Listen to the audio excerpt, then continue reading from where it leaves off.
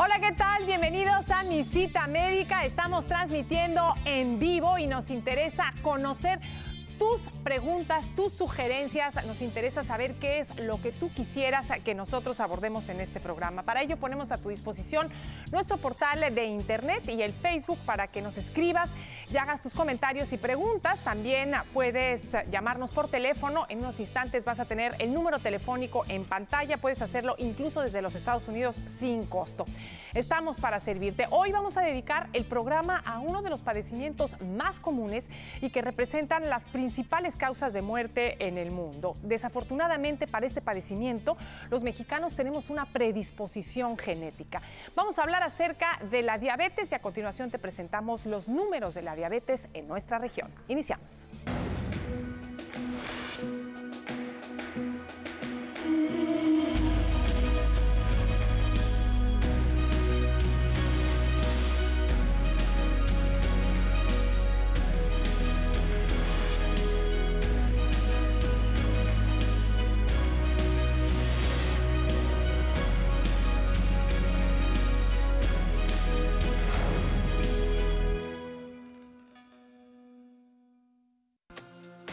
Se estima que cada 5 minutos en el mundo muere una persona con diabetes y se diagnostican 2 personas con esta enfermedad. En México es la segunda causa de muerte. De acuerdo con cifras de la Organización Mundial de la Salud, en México casi 9 millones de personas sufren diabetes, cifra que coloca al país en el puesto 9º en casos de diabetes a nivel mundial. Es una enfermedad crónica en la que los niveles de azúcar en la sangre están muy elevados y el organismo pierde la capacidad de producir insulina. De no cuidarse, la persona con la enfermedad puede quedar internado, por lo que es importante tener un estilo de vida saludable. De acuerdo con la Secretaría de Salud, el número de personas con diabetes aumentó un 32% en Baja California. En el año 2018 se diagnosticaron a 16.425 pacientes, mientras que en el año 2019 se registraron casi 22.000 casos. Aunque no haya síntomas de malestares en el cuerpo, se recomienda a la población realizarse una prueba de detección de diabetes como mínimo cada año. En México, las mujeres de 60 a 64 años de edad son el grupo poblacional con mayor incidencia de diabetes tipo 2. Para Mi Cita Médica, Selene Reynoso. Desafortunadamente, muchas personas que tienen resistencia a la insulina o diabetes no lo saben y al no modificar su estilo de vida terminan con funestas complicaciones. Para ahondar en esta enfermedad, damos la más cordial bienvenida aquí en Mi Cita Médica al doctor Francisco Magallanes, endocrinólogo, para explicarnos por qué desarrollamos diabetes. Doctor, muchísimas gracias por acompañarnos. Bienvenido a Mi Cita Médica. Muchas gracias por la invitación. Es un honor participar con ustedes. ¿Cuáles son las causas de la diabetes? ¿Por qué nos da diabetes? Ya sabemos que hay varios tipos de diabetes, pero hoy nos vamos a enfocar a la tipo 2, que es por mucho, ya lo vimos, la más común. La tipo 2 es la más común definitivamente y es la que está causando toda esta epidemia que tenemos ahorita. Hay muchas variables, la cuestión genética, nuestra raza como tal, la población mexicana, tenemos una tendencia a padecer diabetes, el sobrepeso que tenemos también, la falta de ejercicio, y obviamente la alimentación, que no se queda atrás como uno de los factores más importantes para incidir en la genética y el desarrollo de la diabetes. Se habla de que un estado previo a la diabetes, la llamada prediabetes o resistencia a la insulina, juega un papel preponderante. ¿Qué es la resistencia a la insulina? ¿Qué pasa? La resistencia a la insulina es una condición previa a aparecer la diabetes como tal, como enfermedad. Básicamente sucede que en nuestro organismo necesitamos esa hormona insulina que se produce en el páncreas para aprovechar el azúcar que está circulando en nuestro sistema y meterlo a las células y funcionar. Cuando tenemos una resistencia a la insulina, esas células necesitan una mayor potencia de insulina para poder trabajar, porque no son tan sensibles nuestro cuerpo a la insulina. Entonces tenemos que producir más y más y más insulina para funcionar. Y eso con el paso de los años va agotando nuestra función pancreática entonces ya aparece una deficiencia de insulina y lo que conocemos como diabetes. Desafortunadamente, la resistencia a la insulina no se acompaña de síntomas. La persona no sabe que tiene resistencia a la insulina. Ahora, una vez que la persona ya desarrolla la diabetes, ¿cuáles son los síntomas? La diabetes tiene lo que conocemos como síntomas clásicos de la diabetes, que básicamente por la manera en que afecta a nuestro cuerpo, da mucha sed, da una cantidad excesiva de orina, la gente empieza a orinar más y más, sobre todo en las noches empieza a pararse, si no se paraba se empieza a parar más de lo habitual y empiezan a perder peso. Y curiosamente, aunque el azúcar en sangre está muy alto, tienen mucha hambre, no se sienten satisfechos con la comida y tienen hambre, tienen hambre, tienen hambre. Ahora bien, doctor, en el caso de la diabetes y de la resistencia a la insulina, ¿hay algo que se puede hacer para saber, digamos, cómo se establece el diagnóstico? ¿Hay algún estudio al cual nos podamos someter para saber que tenemos esta resistencia a la insulina o que de plano ya tenemos diabetes? Sí, hay varios. Desde el punto de vista sin exámenes, un síntoma que nos alerta de la resistencia a la insulina es algo que se llama acantosis, que básicamente en el cuello y en todos los pliegues, en articulaciones, se vuelve negra la piel. Entonces, se oscurece, exactamente. Se oscurece cuello, axilas, todo. Es un dato de resistencia a la insulina muy claro. El tener obesidad y sobrepeso también asociado a la acantosis es un dato de mayor riesgo de diabetes. Y bueno, ya en exámenes bioquímicos tenemos 4 maneras de diagnosticar la diabetes. Una es con una glucosa en ayuno, es decir, sin haber consumido ningún alimento, que esté mayor o igual a 126. Otro es por medio de un estudio de curva de tolerancia, donde se le da a la persona un líquido azucarado, a las 2 horas se mide su nivel de azúcar, y si está arriba de 200, también es diabetes. Un tercero es algo que se llama hemoglobina glucosilada, que es un marcador del promedio de la glucosa en sangre en los últimos 3-4 meses, si está arriba de 6.5 también. Y un último es lo que llamamos una glucosa aleatoria. Quiere decir que el paciente puede ir a nuestro consultorio, presenta los síntomas clásicos de diabetes que ya describimos, le medimos la glucosa en ese momento y si está arriba de 200, esa es otra manera de saber que tiene diabetes. Doctor, lo más temido de la diabetes son sus complicaciones. ¿Cuáles son las principales complicaciones de la diabetes? La complicación principal es lo que llamamos los daños microvascular, a la pequeña circulación de nuestros órganos, y lo más delicado es en ojos, provocando una retinopatía proliferativa y que puede llevar a la ceguera. Y también lo que es daño a la circulación general, el daño a nivel renal también, que es la principal causa de diálisis, que ocurra falla renal, y también la circulación en extremidades, que es la principal causa después de accidentes para amputaciones. Sí. Bueno, más adelante vamos a regresar con el doctor Magallanes para seguir platicando acerca de la diabetes y de lo que se puede hacer una vez que se tiene diabetes. Pero ahora vamos a conversar con Nicté Trujillo, quien nos acompaña con su experiencia con respecto a la diabetes.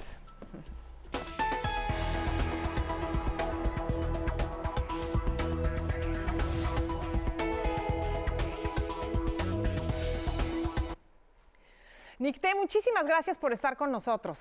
No, de nada. Gracias por compartir tu experiencia, porque verdaderamente es algo que nos preocupa. ¿Cómo te enteraste tú que tenías diabetes? Bueno, en realidad fue mi mamá la que se dio cuenta.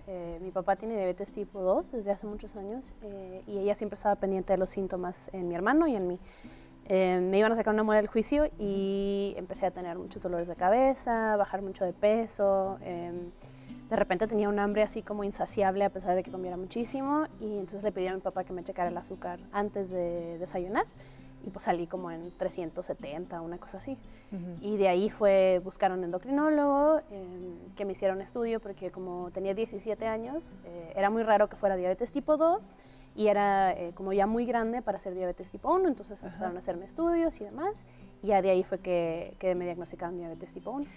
Diabetes tipo 1, sí. Eso es lo que tú tenías y no te lo habían diagnosticado cuando eras pequeña. No, debuté realmente en mi adolescencia. No fue que no estuviera diagnosticada de mucho tiempo, sino que se manifestó hasta ese momento, lo cual fue un poco raro, pero está sucediendo cada vez más. que gente como en su adolescencia o ya de adultos son diagnosticados con diabetes tipo 1. Sí. Bueno, Nicté, más adelante vamos a regresar para que nos platiques cómo se vive con diabetes, pero ahora vamos a hacer una pausa y regresamos con lo que se puede hacer en materia de alimentación una vez que una persona tiene diabetes o resistencia a la insulina para evitar desarrollar la enfermedad.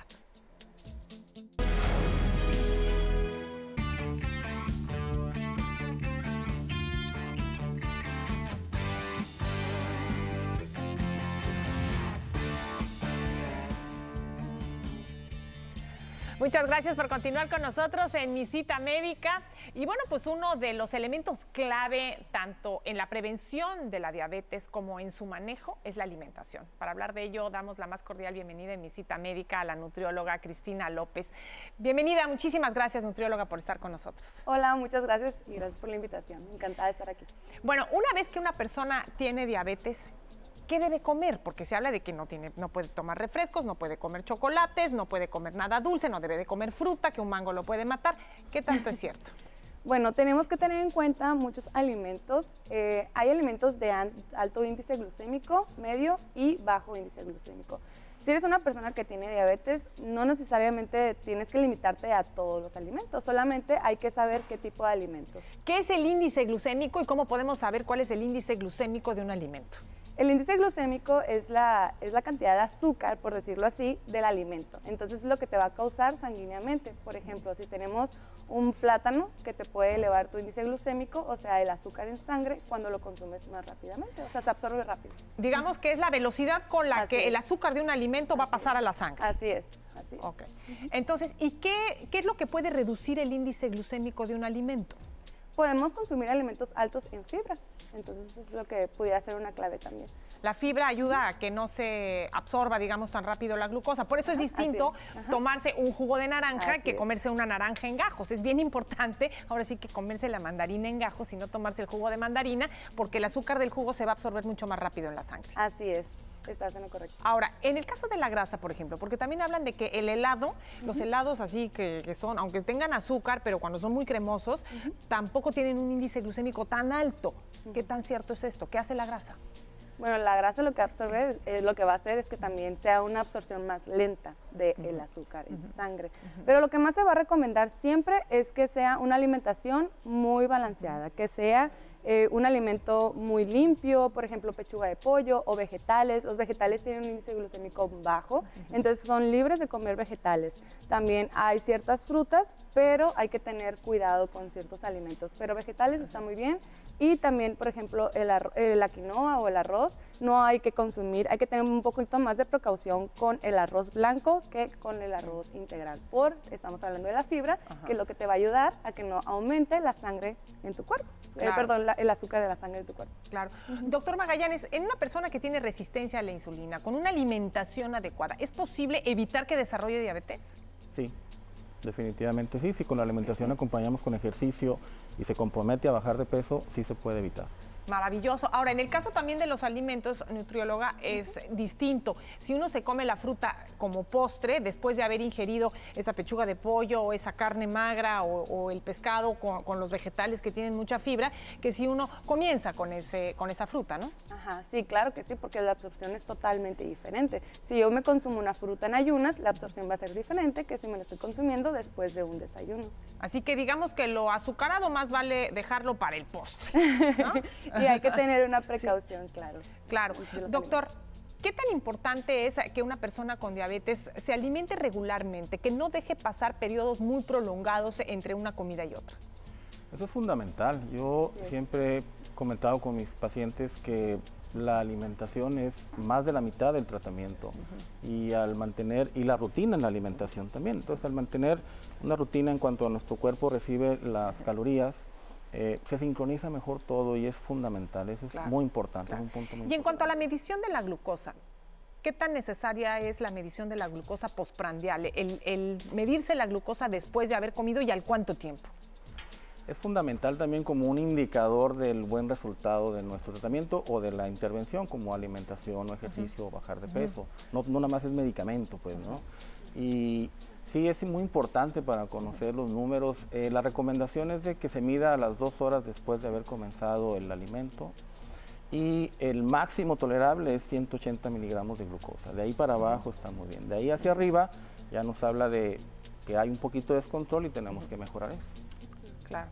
Bueno, vamos a regresar a seguir hablando de la diabetes, pero antes vamos a hacer un corte para regresar y hablar acerca del ejercicio. El doctor Magallanes mencionaba que es importante hacer ejercicio.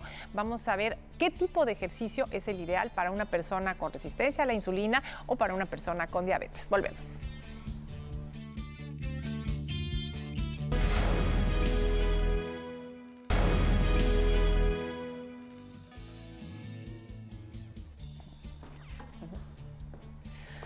Gracias por continuar con nosotros en Mi Cita Médica. Si se pusieran un monitor de azúcar en sangre, de esos que se colocan en el brazo, podrían ver que cuando hacen ejercicio, los niveles de glucosa bajan. Y es que el músculo capta más azúcar en la sangre para poder contraerse. De ahí la importancia de la actividad física en una persona con resistencia a la insulina y, por supuesto, de una persona con diabetes. Y justamente vamos a conversar con el preparador físico Alan Nerón Morán. Alan, bienvenido. Muchísimas gracias por estar con nosotros. Gracias por la invitación. Es un honor. ¿Qué tipo de actividad física es recomendable para una persona con resistencia a la insulina y para una persona con diabetes? Ok, el ejercicio más recomendado sería el de esfuerzo cardiovascular, lo que podemos confundir con ejercicio aeróbico, como lo que sería caminata, trote moderado, natación, bicicleta estática o elíptica. Y qué tan importante también es fortalecer esa masa muscular, ¿no? También para que consuma más glucosa. Muy importante. Lo que se recomienda más es trabajar, como le digo, el lado aeróbico. ¿Por qué? Porque es el que genera un poquito más de como resistencia a esto que tenemos. Pero dejar de lado trabajos de fuerza es algo que no podemos. Entonces es muy importante llevarlo como de la mano. Sí es muy importante trabajar el lado aeróbico, pero siempre apoyado de el trabajo de fuerza. Eso nos va a permitir, más que nada, pues permitir el día a día de una mejor forma, ¿no? Porque una persona con diabetes muy posiblemente pueda tener sobrepeso, entonces es algo importante dentro de... Claro, pero también hay que cuidar los niveles de glucosa porque finalmente al hacer ejercicio y bajar esos niveles de glucosa, una persona que está tomando medicamentos para bajar la glucosa o que incluso se está inyectando insulina para bajar la glucosa, porque incluso para la diabetes tipo 2 también se requiere de insulina, pues necesita estar cuidando que la glucosa no baje demasiado y para ello también es fundamental tener cierta alimentación. ¿Qué alimentos se recomienda y cuánto tiempo antes del ejercicio nutrióloga para una persona que va a realizar actividad física y tiene ya sea resistencia a la insulina o diabetes? Se puede consumir un alimento, puede ser media hora antes, dependiendo de la cantidad del alimento, de hacer ejercicio, o una hora antes también. Entonces podemos consumir un alimento que sea integral, pudiera ser, pan integral, con crema de mantequilla también, de maní, pudiera ser una opción. Mantequilla de almendra también, que es buenísima, ¿no? Y bueno, es una hay que buscarlo más, hay que buscarlo más alejado del azúcar procesada. Entonces, para poder cuidar el control que tengamos de azúcar en sangre después del alimento. Claro. ¿Y algún cuidado que deba tener una persona que tiene diabetes y que quiere hacer ejercicio? Claro que sí. Primero que nada, la persona con diabetes que quiere involucrarse en este medio de la actividad física tiene que tener su valoración médica. No podemos empezar a hacer actividad física sin antes tener una evaluación médica, ya que eso nos va a permitir tener la base para poder comenzar. Como siguiente, como en toda la actividad física, siempre es muy importante pues, comenzar con movilidad articular, con elevación de temperatura y darle un proceso continuo, pausado y muy estructurado para evitar que la persona pueda recibir una hipoglucemia, lo que sería pues, una baja en el azúcar y pueda desmayarse, sentir mareo y cuantas cosas.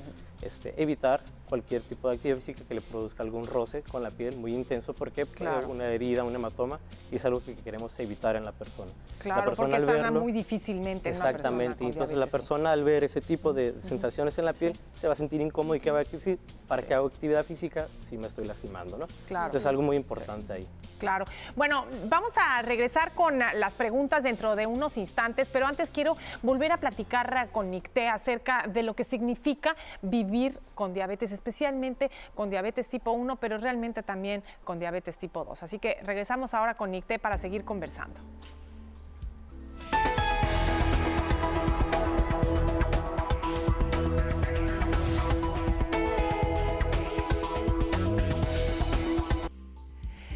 Nicté, ¿cómo es vivir con diabetes?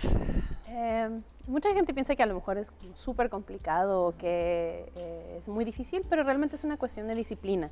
A todo se acostumbra uno. Entonces, para mí ya medirme el azúcar es como lavarme los dientes o bañarme todos los días, ¿no? Entonces, todos los días en ayunas es medirme el azúcar, ver qué tengo que desayunar, ponerme mi insulina, tomarme mis medicamentos, ir a trabajar, seguir mi rutina del diario y hacer ejercicio 3 o 4 veces por semana. Me voy caminando al trabajo también para aprovechar. Y es medirme constantemente a lo largo del día, antes de comer, a media tarde, y es cuidar lo que comes también. De repente piensan que tienes que dejar de comer muchísimas cosas y al contrario, la idea es que tienes 3 comidas fuertes y tienes unos refrigerios en medio. Entonces es como ir acomodando tu rutina y puedes hacer una vida normal. Dicen que tener a una persona con diabetes en la familia ayuda a que toda la familia tenga un estilo de vida saludable. Sí. Porque finalmente es lo que hay que hacer, ¿no? Tener un estilo de vida saludable. Sí, definitivamente. En mi casa, pues somos 2 con diabetes. Mi papá con diabetes tipo 2 y yo con diabetes tipo 1. Y sí, nos hizo evaluar, por ejemplo, lo fácil que es servirte un cereal y que no necesariamente es lo más saludable, ¿no? Y poner un poco más de atención en cuántas verduras o qué frutas. Y tener como esa disciplina de que, bueno, estamos entre semana muy ocupados, pero hay que salir a caminar, aunque sea de vez en cuando. Claro. Nicté, muchísimas gracias por haber compartido tu experiencia con el auditorio de Mi Cita Médica. No, gracias a ti. Bueno, nosotros vamos a hacer una pausa y regresamos con las respuestas para las preguntas de nuestro amable auditorio. Volvemos.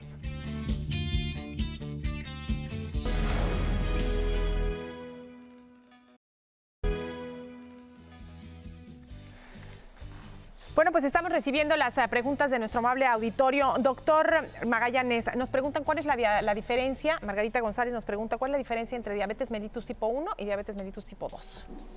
La diferencia fundamental es de que la diabetes mellitus tipo 1 se debe a una destrucción de las células que producen la insulina en el páncreas, realmente por un daño de autoinmunidad. Nuestro propio cuerpo genera defensas que la lastiman. Es una deficiencia prácticamente total de insulina. Y la tipo 2 se genera por la resistencia a la insulina, hay una fatiga del páncreas y no necesariamente que haya una deficiencia completa de insulina, se puede manejar con ejercicio, alimentación, bajar de peso y medicamentos.